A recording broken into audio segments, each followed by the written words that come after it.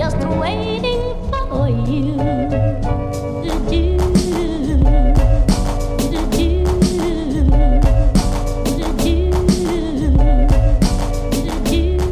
Hey everyone, Victor Lucia here, founder and president of the Brooklyn Fishing Club. Let me start out by sending a big thank you to everyone who's donated to our GoFundMe campaign to keep this podcast going. This is our 10th episode and it marks the end of our first season. If you like what you've heard so far, please help us begin recording season 2 by making a donation to gofundme.com/BFC podcast. If you donate $70, we'll send you a hoodie and a beanie. If you donate $30, we'll send you a shirt and a koozie. Donate $100, you get all 4 pieces of gear. On this episode, we have a very special guest. Some of you may have heard of him. His name is John Skinner. Skinner has accomplished a lot in his fishing career. He's published 4 books. He holds the false albie record in New York State. His YouTube channel has 73,000 subscribers, and he's known as a world-class angler. During the winter, I attend various fishing expos to rep the Brooklyn Fishing Club. We sell apparel, and we try to recruit new members and spread our mission. I had the pleasure of meeting John before, but it wasn't until a few weeks ago at Striper Day that I got the chance to talk to him. Turns out our table was right next to his, and by the end of the day, he'd agreed to call into our show. Thank you to everyone who submitted questions via our Instagram story to ask him. We'll try to answer as many as possible. Let's give him a call right now.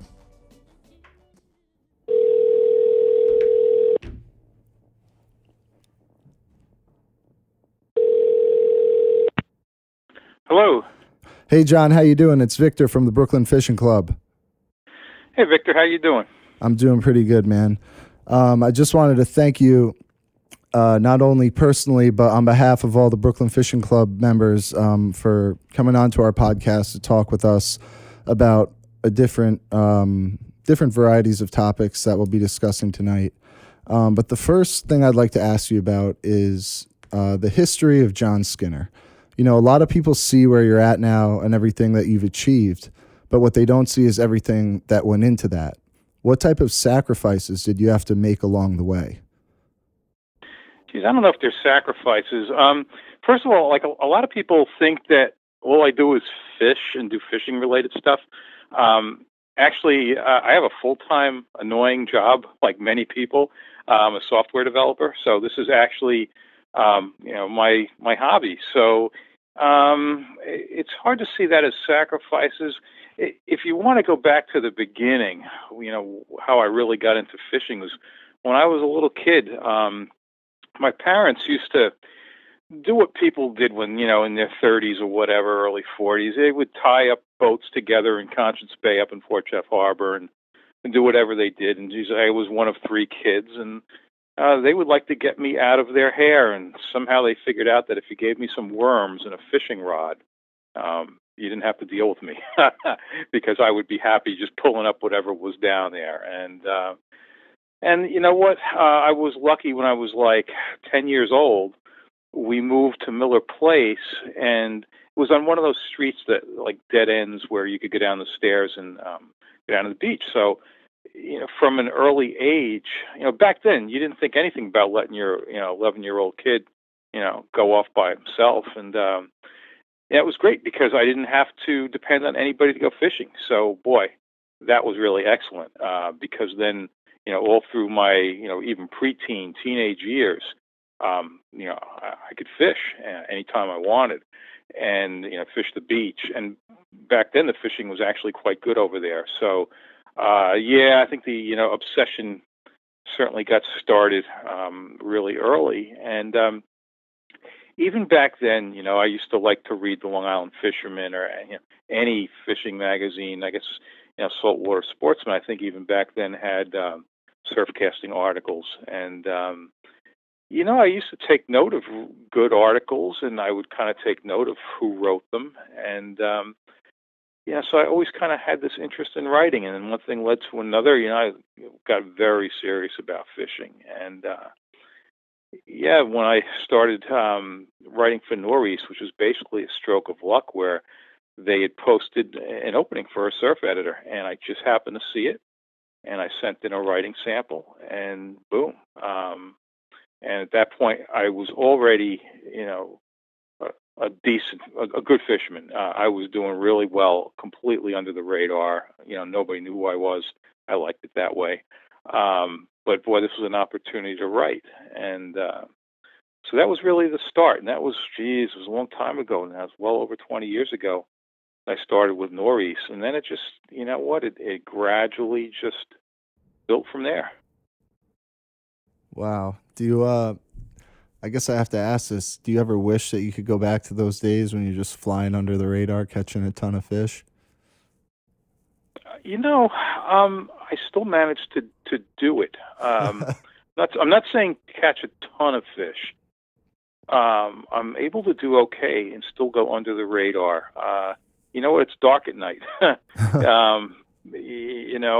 And I've always managed to find places, and and sometimes that takes a little doing to sneak around a bit. Like, you don't park your truck in the obvious spots and things like that. So I managed to have quite a bit of time off, out nowhere. In fact, if you look at my videos, quite often there's nobody else fishing. There's nobody else around.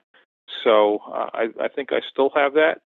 And in terms of when you say like under the radar, like obviously now I would get recognized. I'm not really getting recognized in places that I care that I'm getting recognized in. So it's not really an issue. Got you.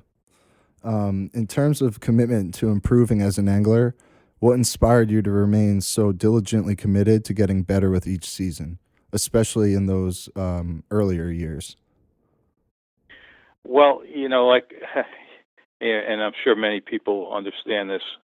Maybe some don't, but yeah, it's damn near a sickness or an obsession, and it's that challenge to be, especially surf fishing, that challenge to beat the conditions. I mean, surf fishing is all about adversity, and I think I open up in Season on the Edge in the preface, and I say something like.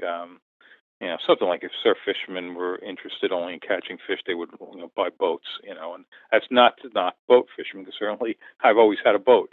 But, surf fishing especially, you've really got a lot of challenges to overcome. And it was the kind of thing, even like, I'll tell you, when I got really good was when, and this is hard for me to even fathom now, but when I had like really young kids, and I mean like, babies or just slightly older than that. And, so that all of a sudden you've got all these obligations, and the only time you can really fish is out in the middle of the night. I'm not talking about when they're 6 months old or 4 months old, but, when they're a little slightly older than that. So, yeah, it got to be, all right, hey, 10 o'clock to my time now, and that's if you're really into striped bass, I've made the comment, fish in the dark, start in the dark. If you're not getting out there till 10, 11 o'clock at night, it's a good time to be starting. And then, there's very few people to have to deal with. And when you find something, if you keep it to yourself, you pretty much have it to yourself. And, some people may say that's, selfish or whatever. But, there's realities to it. If you publicize a good bite or a good spot or a good system, which is, a good set of conditions on a spot, it can get overrun, So, I don't know. It was just the desire to keep getting better. And that's, that's really what was the driving force. So, what did you have to do specifically in order to be considered one of the greatest as opposed to just another good angler? I don't know about saying one of the greatest. I would, because I wasn't really looking, worried about what others were doing. It was my own productivity. Like, I would keep logs, and I would do things like, carefully know what the average of 20-pound plus fish per night were, it was.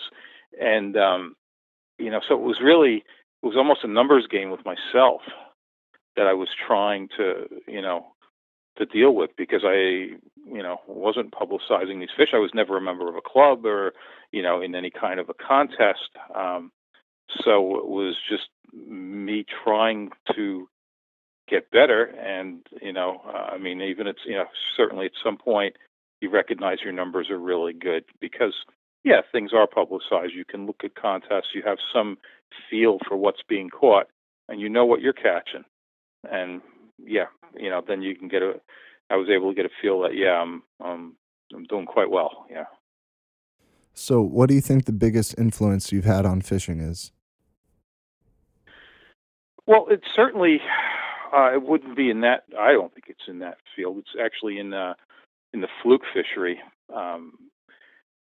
Because I think that light tackle, rapid vertical jigging. I mean, look, I go out so many places where I'll look and I'll see a boatload of guys with quantum accurate reels. They're you can recognize them reasonably easily because they're white, and you see them all with those quantum accuracy, and they're bouncing the rod like crazy. And I'm sure there would not be too many quantum accurate reels out there if I wasn't saying that I use them. And yeah, so when I see that activity, I see that gear, and I realize, and I'm seeing that at Montauk or in the bays or in the Sound, and it's not only that. I've had, not just J&H Tackle, but other tackle shops, big ones, say to me, "Hey, you know what? You've changed the way people fish.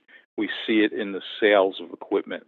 They're coming in asking for the stuff you're using." So I would say easily.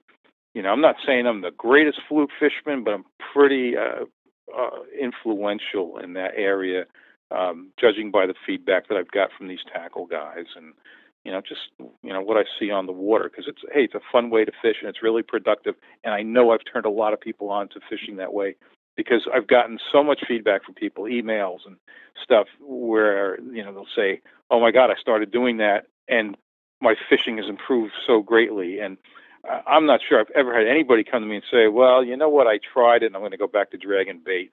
Yeah, that really doesn't happen. So as far as being influential, certainly, yeah, I would say that's the area.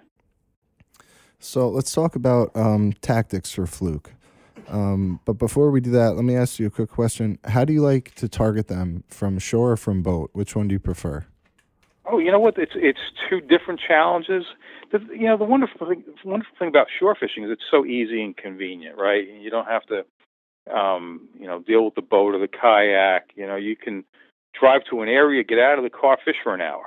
So that's a wonderful aspect of that kind of fishing. And then, one thing I'm good at is adjusting expectations. You know what? If I go casting, from shore for fluke, if I go to Ocean Beach and you know what? If I got a couple of keepers, hey, that's great. If I got a 4-pounder, holy smokes, that's a really good trip, and I'm really happy with that. And then, I'll go out to Montauk in the deeper water out there with the bigger fish, and 4-pounders are like, the 22-incher. We catch a lot of 22-inchers, and boy, if I got that off the beach, that would be a great fish. But off of Montauk, it's just a fish. It's not even a big fish. The better ones are 6-7 pounds, and then the really nice ones are 8+. And so it's a matter, I adjust expectations. So I enjoy both fisheries for sure. When you arrive at a spot to fluke fish, what are you looking for from shore?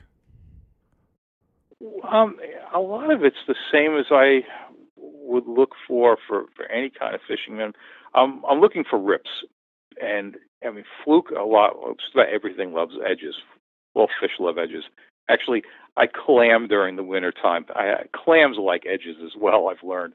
But anyway, I'm looking for those rips because those rips, first of all, you want to have moving water. You're not really going to target fluke too much in dead water. You're going to want to have some water movement because, it's the way they feed. They're going to use that moving water to their advantage. And you want those edges. And when you have the moving water over the edges, you get rips, whether that be a drop off or like on a bar that's dropping off or a channel cut. or something like that. That moving water across there under the most conditions, you're going to see some surface activity. So pretty much the first thing I'm looking for, from shore, I'm looking for rips. Interesting.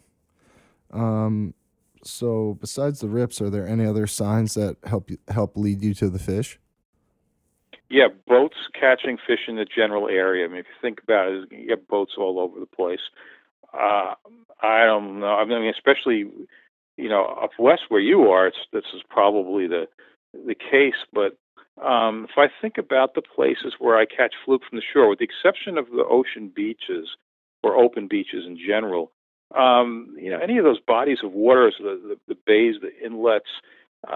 You know what? If you're in an area, let's say you take Moriches Bay or something, hey, you got guys are fluking. And you've got fish in there. So if you can reach a channel edge from the shore anywhere, that's good. That's good water. I mean, that's a fun thing about fluking is that there are lots of places where you can catch them. If you think about water pouring into these inlets, anywhere along the channel, especially on the edges, you could find fish. So it's one of those things. I mean, and the thing about shore fishing is, in most cases, you really want to try to stay on the move. If you think about when you're fishing for fluke from a boat or a kayak, you don't anchor, right? You're going to drift. Everybody's drifting. So if you're fishing from shore, you don't want to anchor yourself either. You want to move and find fish, because it's not like stripers and blues that are running up and down the shore, looking for stuff. No, fluke are pretty much staying put, waiting for something to go by. Yeah, they're certainly moving around a bit. They're not moving anywhere near as much as other game fish. So you need to do the moving. You need to find them. How religious are you in terms of logging each fishing trip? Oh yeah, absolutely. That's so important. That's why I wrote that fishing log program, which is now like 10 years ago. Because you know what, if you do a lot of fishing, you may think you're going to be able to remember the important things. But the problem is, after you've made a lot of trips, what happens is you forget the details, and it'll be typical details where I'll think to myself, gee, I know I had bass really early in the season in this one particular place. Now, was that the first week of April, or was that the second week of April? And was that was outgoing? Was that like halfway through outgoing, or was that near the bottom of it? You know what I mean? So you're going to forget things like tide stages. You're going to forget exact dates. And, you remember, yeah, hey, that was a good spot early in the season. But that's just, you're going to lose the whole level of detail if you don't write it down. And nobody can remember all of those details.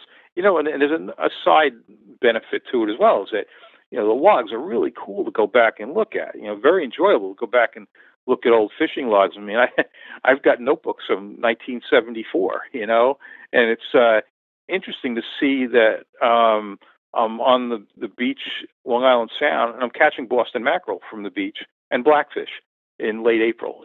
That's pretty cool. So it's a lot of good aspects to logging. How many logs would you say that you have?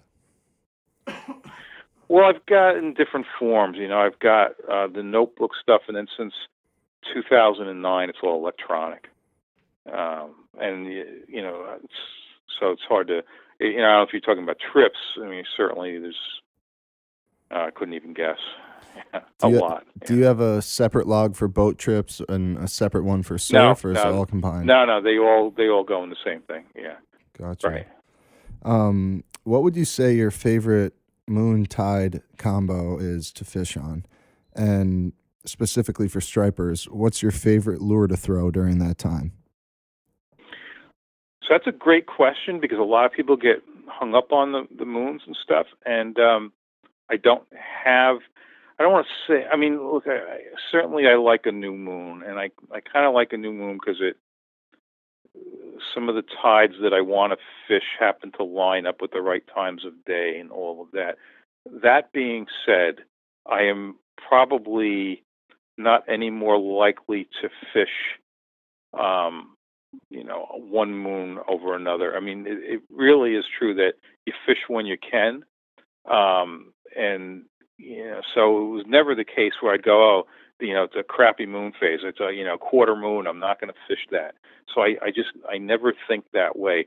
Some of my biggest bass were always on those soft tides, and that was because of the particular spot I was catching them in. Benefited from not having a screaming current, and it was also the case that where I was catching them, I needed to have low tide, in the middle of the night, and I got that on the first quarter and third quarter moon. So probably, if I had to, I would say, very high percentage of my bigger fish were caught on those moons that people don't traditionally think much. Everybody's always new moon and full moon. Yeah, those are great times to go.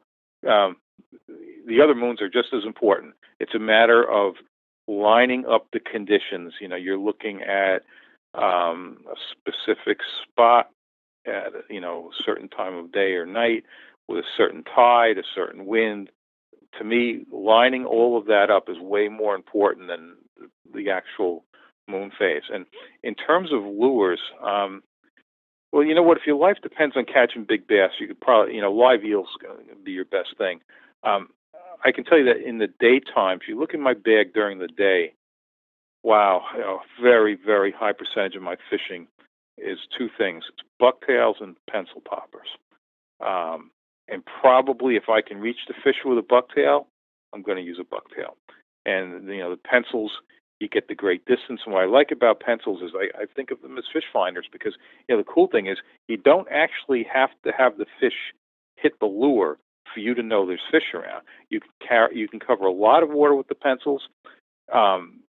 Even if it's calm, clear water, you tear up the surface with one of those things and you can, attract at least interest from a fish. You know what? When you're looking for fish, when you're looking for good spots, that boil behind the plug, hey, that's as good as a caught fish. I mean, yeah, it'd be nice to catch it, but just knowing it's there, especially these days, just knowing where some fish are, that's extremely valuable. So, yeah, I lean very heavily on pencils and, yeah, bucktails just work in so many situations.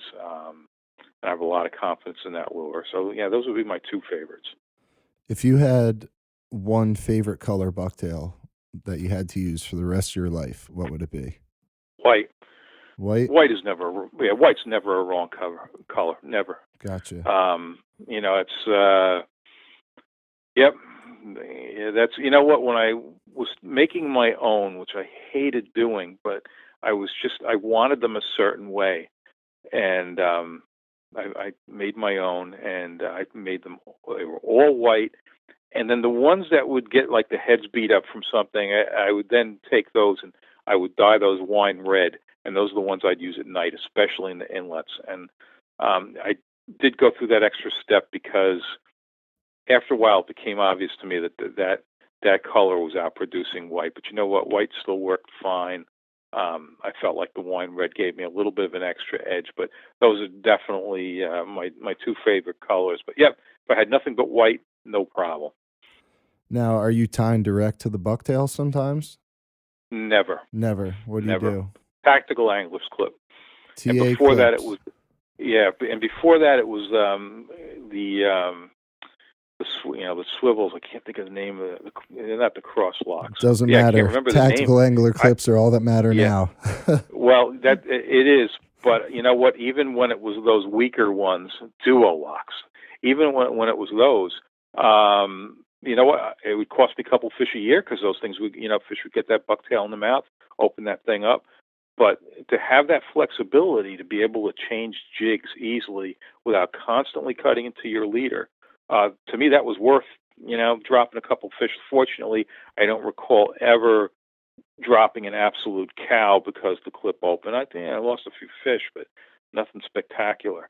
But then once the tactical angler's clips came out, that was the end of that because they're not failing, and they give me that flexibility that the dual locks gave me. Let me take a couple steps back real quick. Back to the fishing logs. In terms of the log's accuracy year after year, applying the same factors, a year later, 2 years later, how accurate are the catches in relation to that? Well, catches are always relative to the period you're in. For example, you can't compare the catches being made now to 1998 or 2001. Yeah. There were a lot more fish, so it's hard to line them up. It's really a relative thing. To me, fishing is all about finding reproducible patterns. So that's where the log, once you get something, really down, you're going to remember it. You don't have to go to a log to look and know, I need to go to spot A, first hour incoming, in the dark, or, first light. You're going to be able to remember that stuff. But, there's a tremendous amount of reproducibility. Not just bass, albies are the same way. I mean, I'm fanatical about false albacore fishing, and oh, really? Yeah. I never would have thought, considering you have the New York State record. Yeah, I've caught a heck of a lot of them. 16.6, right? 16.4. Yeah. 0.4. Yeah. What a fish that was. Tell me a little bit about that fish. So that was it was pretty cool. So what I've noticed with the albie runs when we get them is, and in the North Fork they're a little bit later than other places.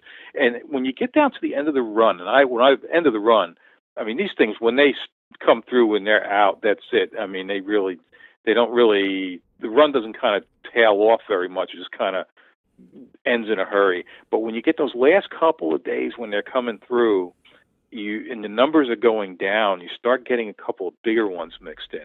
And I haven't seen really big ones in a couple of years, but it was at the end of this particular year's run. And what happened was, it was funny because I went down there, and I think there were two other guys on the beach. And the first thing I do when I go to that is I move away from everybody, because you know what? These fish are running down the beach. You don't need to be in a specific spot. So the first thing I do is I find some room, and so I go down there, and then this guy comes over by me and lights up a cigar, and he's a little bit upwind, and the cigar smoke was just so annoying, and the fishing was slow. It was like I had caught one, and I said, well, let me move upwind to this guy so I don't have to deal with the cigar smoke. And I went up there, and I guess about 10 minutes or so, and this thing hit like any other albie. It was nothing. I wasn't alarmed at first, and fortunately, it hit about 2/3 of the way in on the cast, and then it just went. And I'm so good about having the reel not backed up. I mean, just have I just get a 300-yard spool line. You fill the spool to about 4,000 series. It was actually, at the time, it was a Penn SS 4500. So normally you just fill that up. But it was like a spare rod that I was starting to like, and it had, I hate to say it had 2 backing knots in it. They were way down in the spool, but this thing was like I'd hooked the boat. It just went, and before I knew it, I hear this backing knot tick, tick, tick, tick through the guides. But that one wasn't so bad because it was braid to braid, and this fish was just going. It had me. It was going to beat me. And then worse than that, when it got very near the end of the spool, it was 12-pound motto underneath the 20 braid, and I saw that knot go out, and of course I backed off a little on the drag, and I said, "Oh, that's it. This fish has got me," because anybody who knows a Penn 4500, that's a lot of line, and it's got all of it. And what happened? There was a really like a northeast wave set coming across this point where this fish was going to go and empty the spool or cut me off or whatever, and the fish kind of hit this rougher water out there, and it turned around and started heading back the other way into the current.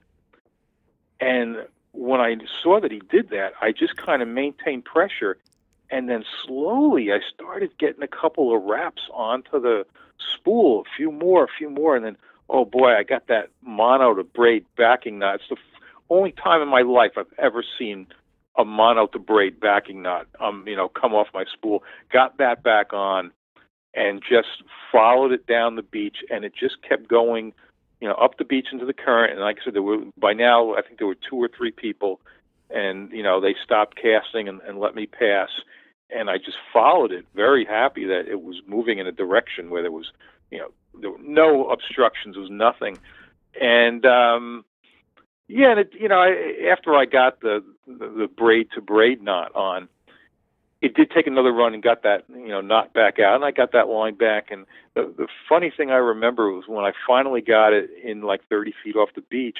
When I saw the distance between the dorsal fin and the tail fin, I just started laughing because I couldn't. I'd never seen an albie even close to that. It was just funny looking that the spread was so far on those 2 fins, and yeah, and I got it in. It was like, oh my God, this thing is it's 33 inches. It was huge, and a friend of mine was there, and before I even got it on the beach, because we release these things, I don't keep them, and I say, Mike, get my camera. My camera's over there.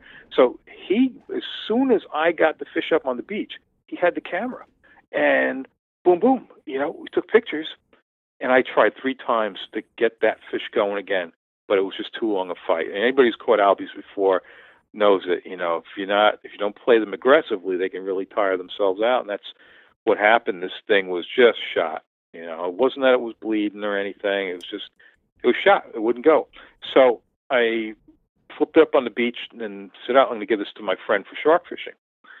And then, people will come over and look at it. And then, somebody said, well, I wonder what the record is. So when I got home, I went online, I couldn't find the state record, but the Rhode Island record was like 14 something, and then there was another local record that was like 14. So I realized, hey, this is really big. So I called Fred at the Fisherman, and at the time they weren't keeping a record for false albacore. But he said, if you have one over 15 pounds, especially considering that would be a state record in these nearby states, he said for sure, we would establish it. So I took it to Smith's Point Bait and Tackle. Had to have a certified scale. I had a certified scale from the county, and it was 16.4. And happy to say it's held up now. See, that was 2009. So it's so it's 9 years the record's held. So yeah, going on a decade, going strong. Yeah, so I'm glad to see that because, like I said, it was not already a record to beat, but they established it. But hey, it's held this long. So that's pretty good. Set a pretty high bar there, John. I don't know. I don't even know what an albie that big would look like. Sounds crazy. Yeah, it looks like a small tuna. Yeah. Oh my gosh. One thing I wanted to ask you about the fluke. Do you think that the biomass of the larger fluke? Do you think that they're slowly moving further north?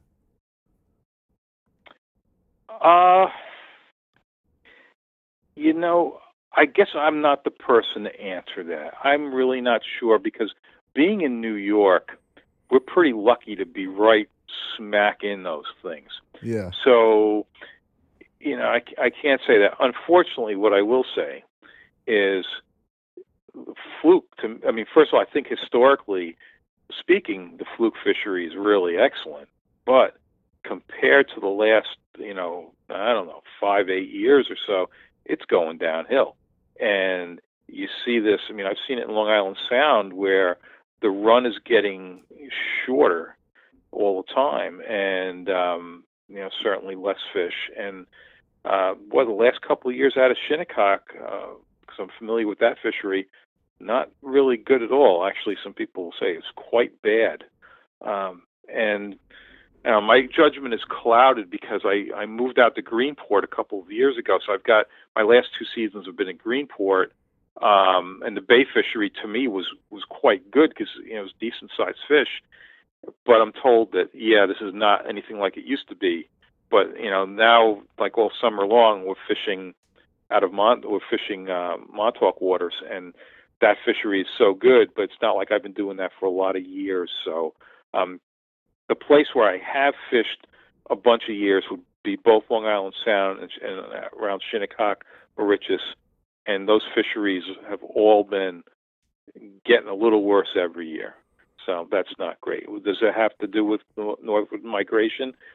I don't think so, but I think maybe the people in Jersey could answer that question better because they're, a little further south, and maybe they would see that they're losing the fish. So, yeah, not sure. Yeah, part of the reason I asked that is because I think it was around 2014. I was at a DEC meeting.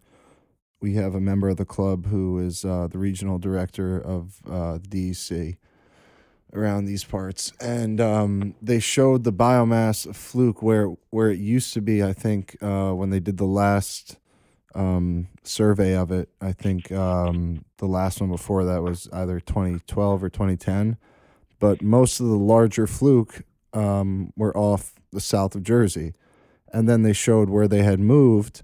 I think within 4 years, and they were up kind of by Rhode Island, Block Island, in that little pocket. And now you see these guys up in Nantucket catching double-digit fluke. I mean, last summer, those boats were killing it out there. Yeah, certainly. It was funny because just today I got an invite to go up and fish in Nantucket, yeah. So what's the deal with that fishery? Again, I don't know what the history there is. I mean, is that something that people have just started hitting within the last couple of years? Have those fish always been there and nobody was making the run? Because, clearly that's not a, convenient place to go. So I'm wondering, like I said, were they always there? So I don't know. I don't know the answer to that. Yeah, I don't know know what the history of that fishery is. So it's hard for me to say. I know that, boy, if you want to catch a 10-pound fluke, though, that's without question, that's the place to go. It's a haul. Yeah. Would you mind sharing the story of the biggest fluke that you've ever caught? Oh yeah, that's an easy one because that was just this past. I guess it was the end of August, and yeah, boy, because we're fishing Montauk like all summer. I've got friends with nice boats in Greenport and Mattatuck that, it's funny, when I moved to Greenport, the last thing on my mind was fishing Montauk waters. It just wasn't something that, I thought about that. Yeah, hey, fast center consoles, the spot's like 35 miles away, but if your boat goes, 30 to 40 miles an hour, you're there in a hurry. And that's what it's been. I've got, friends that have boats very close to where I live, and I hop on those boats and boom, we're out to the Montauk water. So the last 2 summers I fished out there a lot. And, it's funny, this summer, if you've seen the videos, we're doing really well. We get a lot of 7 to 9 pounders, an occasional 10. And boy, we had so many good trips, and it was funny because it seemed like we were doing good, but yet we just weren't hitting those any of those like 10 or 12 pounders. And finally, one of the guys that fished with just kept saying, "You know what? We've got to fish that stuff that's a little bit deeper." And we're talking a couple hundred yards away. This is not like a major move. He said, we should focus more on that deeper stuff. And so we started doing that. And actually, the day before I had the big one, we went out and I had 14 keepers or 16 keepers that day. I forget. I've got a video on it. Just a ridiculous number of fish and a lot of really nice ones. Nothing, no complete doormats, but certainly a couple of 8-pounders. And so then we went back out the next day on those same grounds, and it was the most crowded day I had ever seen out there. It was like anybody who was going to fluke fish Montauk was fluke fishing Montauk that day. And I was fishing with John Halkias, and if you watch the Jigging Jerks YouTube channel, that's those guys. And he made a real point to, when he set up his drifts, to try to pick clear lanes. Try not to drift over stuff that other people have drifted over. I mean, there's 2 schools of thought there. I mean, we have a million, not a million, we have a lot of marks on the fish finder, on the GPS, on the plotter. that we try to hit for fishing. But a lot of times there's hardly anybody out there, so you're able to hit these spots. But on this trip, the focus wasn't on hitting those spots, but was on finding these clear lanes where you could make a drift and not go over water that had just been drifted over by the boat behind you. And I'll tell you what, we ended up with a great day despite all the boat traffic. And again, I was doing well. I was up. I had 10 and then 11 keepers, and then the 12th one finally. I was just up in the bow of the boat, and it was funny because on that trip I'd had a 9-pounder, and then I'd hooked a 7 that gave the best fight, and I really thought, boy, this is going to be a big doormat. And it wasn't. It was a 7-pounder, which is a great fish, but I was actually almost a touch frustrated that, come on, and then.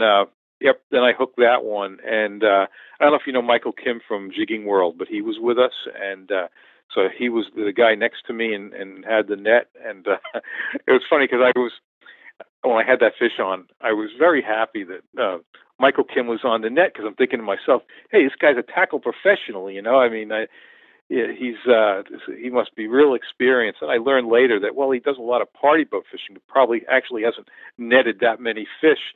But it all worked out. He had a big net. It was big fish. Because, when we're fluking, we've got 2 nets on the boat. We've got a net that handles everything up to like 9 pounds or so that we use for almost all the fish. But then every once in a while, you get a really big one. When we pull out the striped bass net, you could fit a body in that thing. So, yep. And that fish, we released it, but we did weigh it, and it was a little bit over 12 pounds. So I'll call it a 12-pounder. But yeah, that was a really nice one. It was great to put it back and see it swim off. Sounds amazing. Thank you for putting it back. Hopefully, I could catch it this summer. You should tag fish like that with a special John Skinner tag, so they know you were there. So they know you were there first. We really got in the habit this year on the boats that I fish on to throw back. Certainly anything over 9 pounds, and sometimes the 8s. First of all, how much fluke can you eat? I mean, that's one thing, and I don't want to be freezing it. And I do freeze it. I vacuum seal the fillets, and in fact, I had fluke. I ate fluke yesterday. I ate fluke the day before. But you can only eat so much of it. And do you really need to kill a 9-pounder or a 10 or a 12 or something? No. The better one, the little ones eat better anyway. So we definitely try to put those big ones back. That's great. Thank you for doing that. And thank you for telling our listeners that you do that, because hopefully they'll do the same. Yeah, why not? I mean, when you think about it, those thick fluke fillets, I'd rather have the thinner ones for frying. Like a 22-incher, something around there? Absolutely. You know what? 19-inch fluke is just fine for eating. Yep. Yeah. How about the story of the biggest bass you ever caught? Yeah, that was a fun fight because, I'd been getting a good number of 40s and just couldn't, 45, 46. I just couldn't seem to crack 50. And there was one time and it was in August, I thought I had it. And I had a fish. I was using at the time, it was, Penn 706 filled with 50-pound braid. And I had a fish take more than half. I mean, and I fish a tight drag. And I had a fish take more than half of a 706 spool. And then cut the 50-pound leader on a rock. And boy, that was one that stuck in my head. There was nothing I could do. In fact, I often wondered, because when the line came back, there was like a really like a light abrasion on the whole leader. And it was August. And I had to wonder if it was a shark, because it was just such a run. But it still stuck in my head. It was either a shark and I'd never hooked a shark. I had no reason to think it was a shark other than, just the time of the year it was and all that. So then, this fish was probably the following season or so. It was in July. And, I hit it. And for the first couple seconds, as is typical with the big ones, nothing too alarming. And then it just took off, and it went. And I thought to myself, This is just like last year. I mean, a run like, just unbelievable. And it's 50-pound braid. I'm using an older Lamiglass GSB 1321M, and one made in 1990, and that's a much heavier rod than the ones they make today. And boy, I just leaned on that because I know I've got the rocks to deal with. If you don't lean on them, they're gonna cut you off. There's just no two ways about it. And so this fish, and then sure enough, there we go. I feel the rubbing on the line. So what I do when I feel that, and I've saved so many fish this way, is I back down on the drag pressure, because if you think about how hard it is to cut braid without any tension on it, I mean, try to cut braid sometime with not much tension on the line. It's really hard to do. So if you loosen up your drag, I mean, at this point, if you've got a big fish up against the rock and you have a lot of pressure on the line, you're going to just cut, the line's going to cut. If you loosen up on the drag, the fish is going to run. And a lot of the rocks, they've got a fair amount of weed. They're a little slippery. Yeah, maybe you're going to find rocks with barnacles, maybe not. But what are you going to do? So I loosen up on the drag and just let him go. Let him run. He's going to stop running at some point. And when he stops running, that's a tired fish. And then what do? You basically, you're pumping with your right hand, but the left hand holds the spool as you pull the rod back. Then you drop down to the reel handle, pick up the line, and you're doing that to keep the drag loose in case he wants to run again. And I just did this for what seemed like 5 minutes. And that fish was up against the line, was up against the obstruction the whole time. And finally, I got it to the point that, the fish was against the obstruction. And at that point, there's nothing you can do but pull and pray. And I pulled, and I just remember that feeling. Anybody who's done this knows this feeling. That rod is bent, it's tight, and you're pulling, and when you feel this slight easing or softness, and that softness is the fish coming off the obstruction. And I felt that, and and then I just took really, really short rod pumps on him from that point. Not, he was tired, not letting him turn his head. It was funny because I really thought the whole way, this is going to be over 50. And I remembered, normally when I would get a fish close, there's no way I'm using a light on it. But this one, I thought to myself, okay, I want to see it. I want to see it just in case something happens. And I flicked my light on for just a second and just turned it right off. And it's like, all right, this is it. And and at that point, I was standing on a rock, and one fell swoop, pulled him towards me, slipped down off the rock, and grabbed him under the gills, and that was that.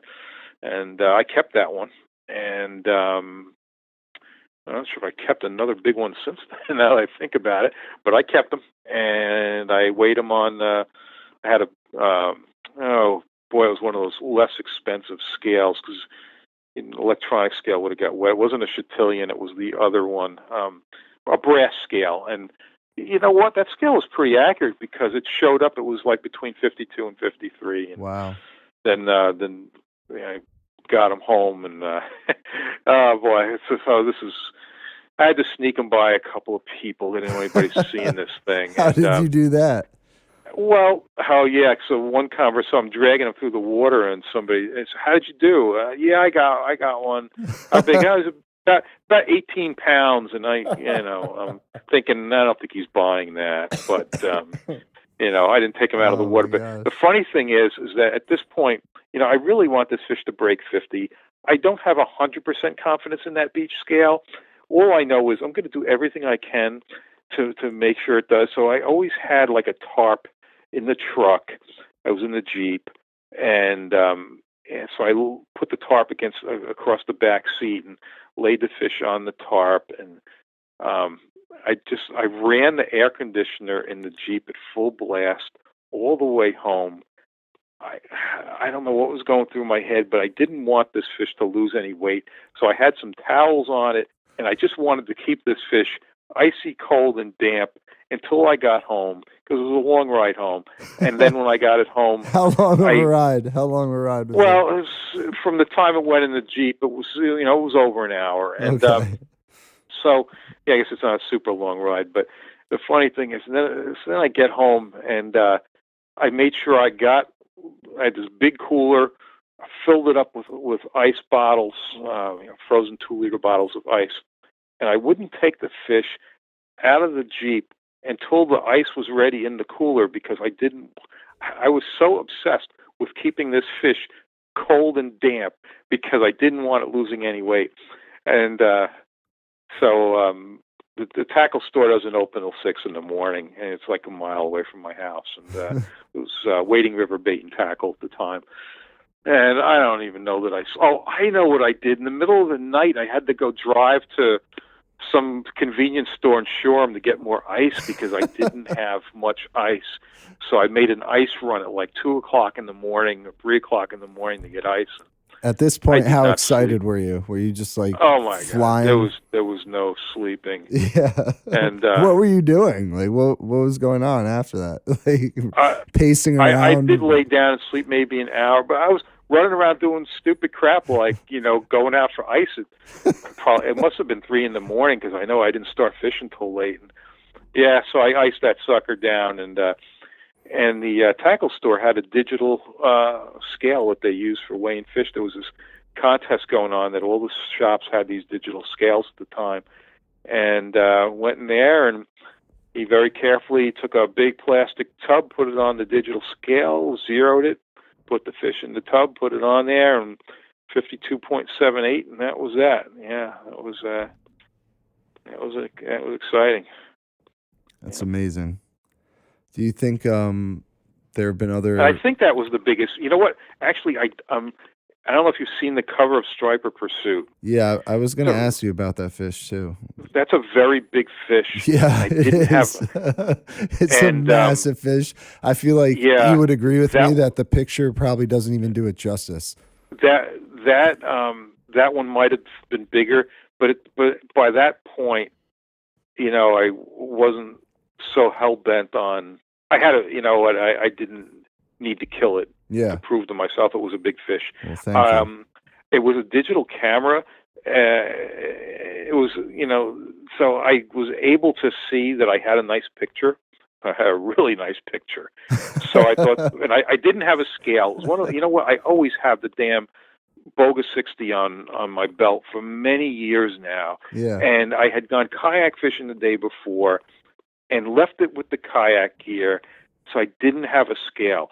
So I didn't even take the fish out of the water, because it was like, why take it out of the water? What's the point? Yeah. Because I managed to, get a picture and let it go, and it swam off just fine. But I don't know how big it was. But hey, you know what? It made a splendid book cover. So I don't need to know how much it weighed. Yeah. Yeah, it did make a hell of a cover, man. Oh my gosh. Oh man, how did it feel to watch that fish swim away? Oh, it's always great to see a quality fish, go off like that.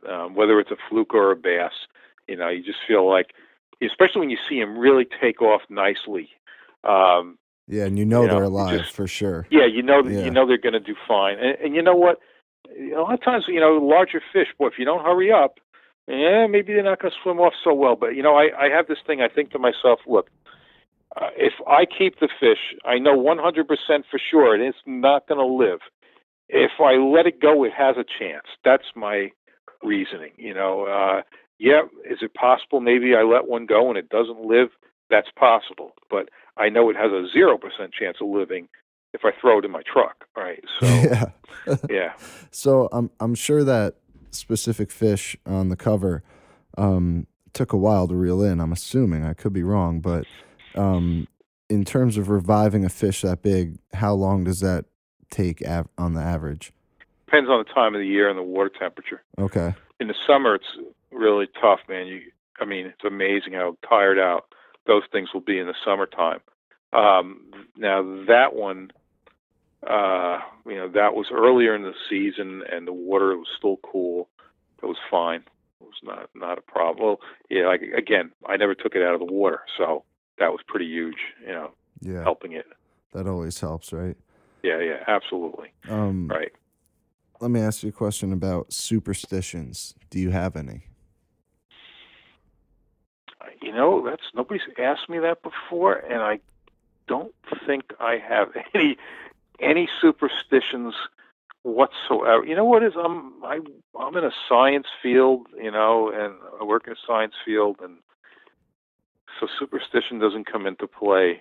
So I'm sitting here in an office full of plugs hanging up, looking all around, trying to think, does anything jog my memory? And no, I guess I have no superstitions whatsoever. Do you believe in the fish gods? The fish gods. I'm sure you've heard of them. People reference them. It's almost like another term for fishing karma. If you do the right thing while you're fishing, No. Clean up after yourself, whatever, release big fish. Well, no, the I fish clean gods up will look after myself. you. No, I never think of it that way. You're a I clean science up guy. after myself because I don't want to leave. I don't want to leave a mess, and I don't want to kill fish that I don't need to kill. I like eating fluke, so I have no reason to keep bass. I mean, it's funny if I keep one bass a year, and I doubt I kept one this year, but yeah, I know I didn't. When in the rare instances where I end up keeping a bass for some reason, and usually I'll grill them or something. Boy, they're really good. And I say to myself, geez, I should have these more often. But in the end, I like fluke better, and it holds up so well, vacuum sealed in the freezer, especially if you bleed them after right when you catch them. That hey, I've got all these vacuum sealed packages of fluke in the freezer. There's just no need to kill a bass. It's so much more convenient to just let them go and hey, keep fishing, catch more bass. Yeah. So. That would bring me to my next question. In your opinion, are the stripers in trouble again? Sure seems that way to me. And I mean, it's hard to ask somebody who, like, I boat fish, but primarily that's fluke. I really do very little to almost no boat fishing for bass. So you're basically asking a person who's sampling bass by casting from shore, so that's not a very big sample of the environment, right? It's just the beach. But you know what? Certainly, I know what's going on with other people, and from my own observations, what I've seen happen is I've seen spots shrink. Like I managed to catch a lot of good quality bass consistently over the years because I figure out stuff. I figure out that guaranteed systems. If I go to such and such a spot on such and such a tide, at a certain point of the year and do whatever it is, I'm going to catch. There's just not a question about it. And I've seen, I've only got a couple of those spots. Those are hard to come by. I've watched those spots shrink. Where this one in particular, the spot was easily a couple of 100 feet wide. You could fit a couple of people in it. And I just watched it get smaller and smaller to the point that in the end, you stood on a rock and you had to make a cast where you had to slip a rigged eel in between two rocks, which you couldn't quite do if you didn't have the right current to get it. Otherwise, you don't get a hit. It just got small. And this is what I've seen happen. And I've seen other spots dry up like that. But probably even more of an influence for me is, I know guys that, pinhook out of Orient Point, and they fish like the Sluiceway and the Race and Plum Gut. And you know what? From, August, certainly, you hardly ever hear people in September, October.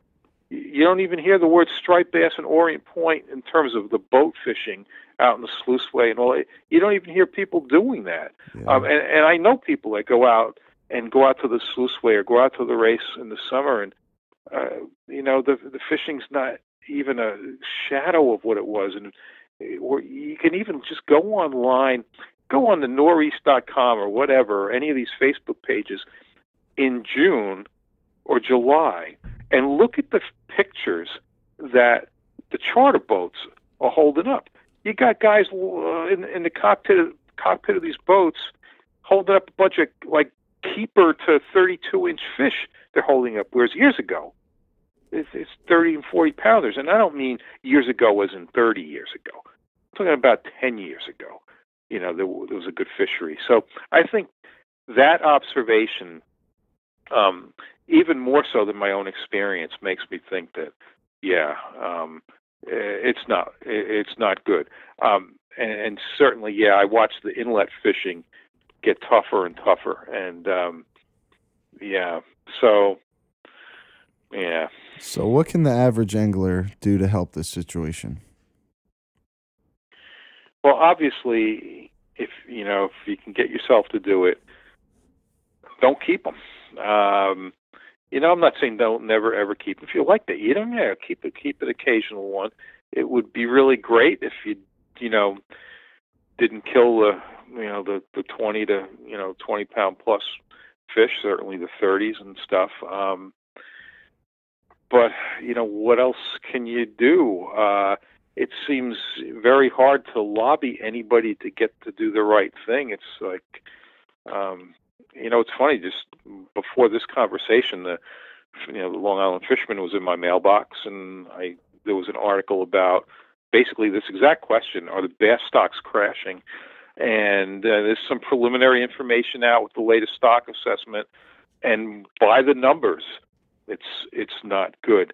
So pretty much the numbers fall below some threshold, and hopefully fisheries managers will do something to restrict the catch, restrict what you can keep.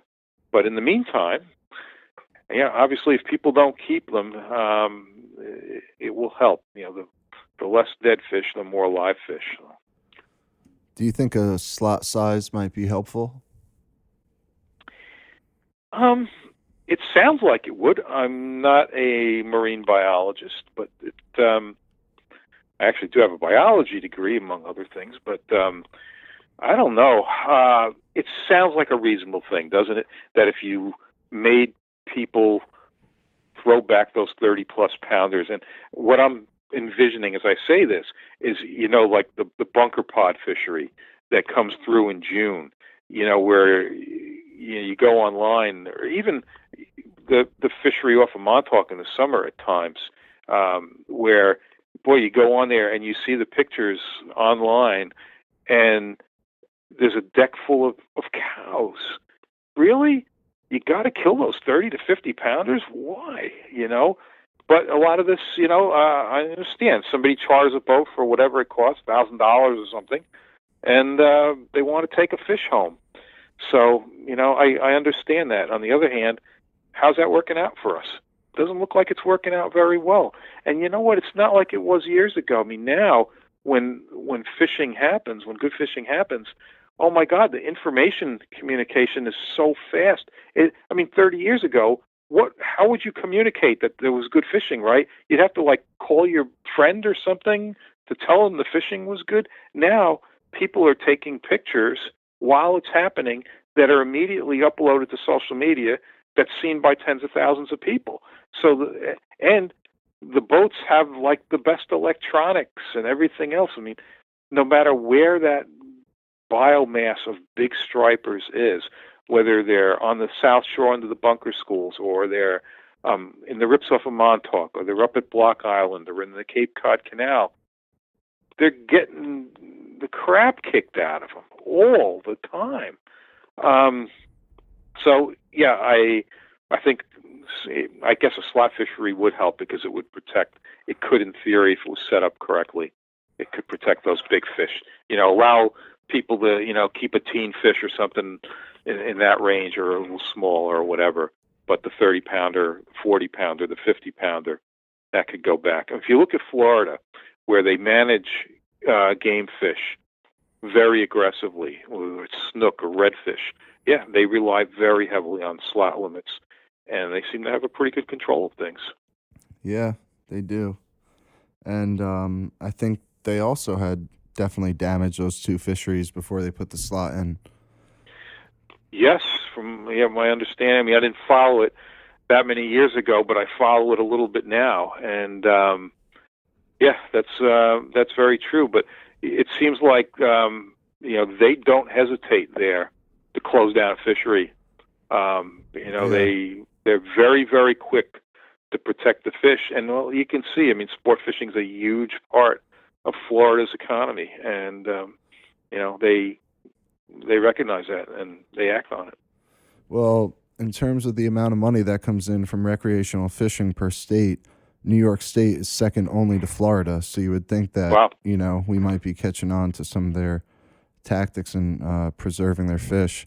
I mean, I know, for example, the red snapper season that they have, I don't know the exact length of it, but we have a club member who goes down every year and fishes it religiously, and he'll get double-digit fish because they close it off for a large chunk of the year. And so when it's open, it's really good. And, they've definitely found a way to balance it. But that's about all the time we have for this episode. John, listen, man, on behalf of myself, the BFC, and all of our listeners, I'd really like to thank you for calling in. We really appreciate it, and we appreciate you sharing all your knowledge with us. To everyone listening, please do yourself a favor. Subscribe to John's YouTube channel, John Skinner Fishing. He's got some incredible content that will definitely help you improve as an angler. Also, you could check out his books. They hold absolutely invaluable information on fishing tactics. And from what I understand, John, the Flounder book and I think Striper Pursuit as well, they're linked to a website. Am I correct? Right. Well, what I did was with both of those books. First was Striper Pursuit. Was I embedded QR codes, those little barcodes, throughout the pages. So if you're reading about something, suppose you're reading about pencil poppers, whatever, there'll be a QR code that you could scan with a smartphone, and it will take you to video that goes along with whatever you're reading about.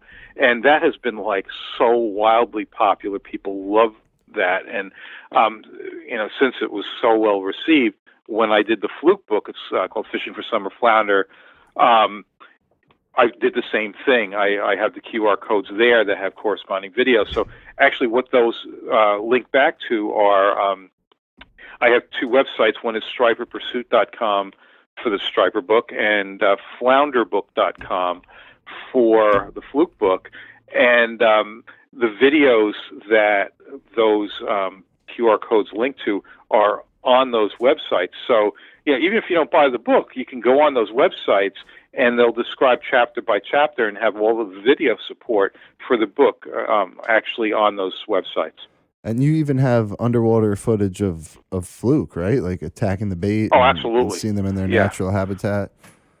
Right, because one of the early chapters in the Fluke book is on fluke behavior, and the reason I did that was, all along I'm trying to get people to jig for these things with bucktails and jigs rather than dragging bait. And I got to tell you, one of the reasons I'm so strongly behind that, first of all, you're going to catch more fish doing that, because if you watch the underwater videos, these things are so drawn to motions, like a magnet to them.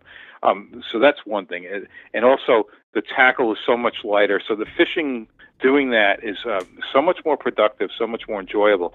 But the other thing is, anybody who has dead sticked for fluke, who's drifted for fluke with bait, knows how many of those fish you end up gut hooking. And if you think about our fluke fishery, the vast majority of the ones you catch are shorts in most cases, most areas, and they get thrown back. But how many of those fish are gut hooked? But you know what? If you're jigging for them with bucktails and teasers, you almost never, ever gut hook a fish that way. So in a way, if you fish like that, to me, you're actually saving some fish, because you're not gut hooking and killing them. Because I'm sure anybody who's drifted for them with bait has had that experience of pulling up quite a few that just swallow the whole thing. Yeah. Well, John, thank you again for calling in, man. We really appreciate it. Hopefully, at some point, we'll be able to fish together. I would love to do some fluke fishing with you. Fluke fishing is my personal favorite to catch. And as you're talking about, throwing 7-pounders away, I'm thinking to myself, how proud I am of my 7.5-pounder off Coney Island last year. But yeah, you know, we can't thank you enough for joining us tonight. This was definitely a great conversation. We would love to continue it. So again, thank you from everybody. Thanks for giving me a call, and we'll be talking. Definitely. I'll talk to you soon. Yeah, later. All right, see ya.